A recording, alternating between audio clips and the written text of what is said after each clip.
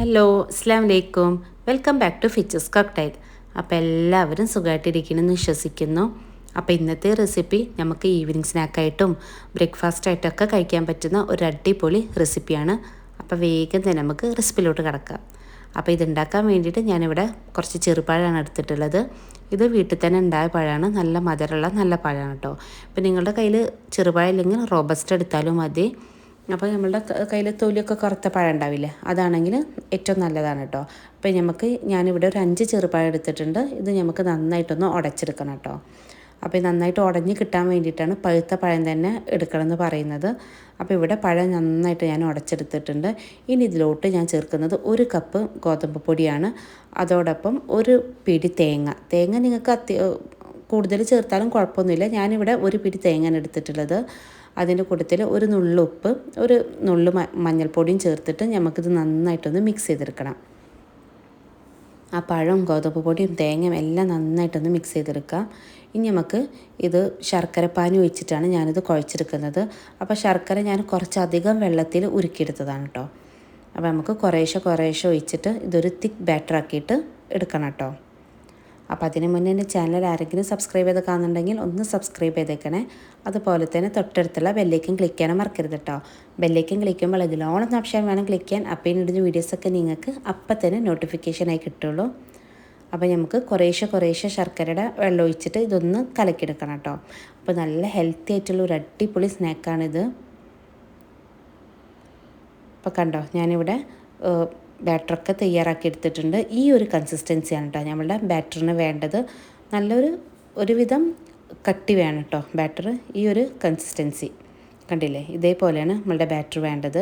ഇനി നമുക്ക് ഇതൊരു അപ്പം പോലെയാണ് നമ്മൾ ചുട്ടെടുക്കുന്നത്. അപ്പോൾ അതിന് വേണ്ടിയിട്ടൊരു ഫ്രൈ പാൻ വയ്ക്കാം. ഇപ്പം നിങ്ങളുടെ കയ്യിൽ ദോശക്കല്ലാണെങ്കിൽ ദോശക്കല്ല് വെച്ചാലും മതി. ഞാനിപ്പോൾ തയ്യാറാക്കുന്നത് ഫ്രൈ പാനിലാണ്.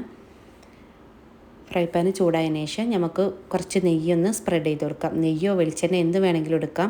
ഇപ്പം നമ്മൾ ഒരു തവി ബാറ്ററി നമ്മൾ പാനിലോട്ട് ഒഴിച്ചിട്ടുണ്ട്. അപ്പോൾ ഇത് ചെയ്തെടുക്കുമ്പോൾ ലോ ഫ്ലെയിമിൽ വെച്ചിട്ട് വേണം കേട്ടോ ചെയ്തെടുക്കാൻ വേണ്ടിയിട്ട്. ഇപ്പം നമ്മളുടെ ചട്ടിയുടെ ചൂട് കൂടുകയാണെങ്കിൽ നമുക്കിങ്ങനെ സ്പ്രെഡ് ചെയ്തെടുക്കാൻ പറ്റില്ല കേട്ടോ.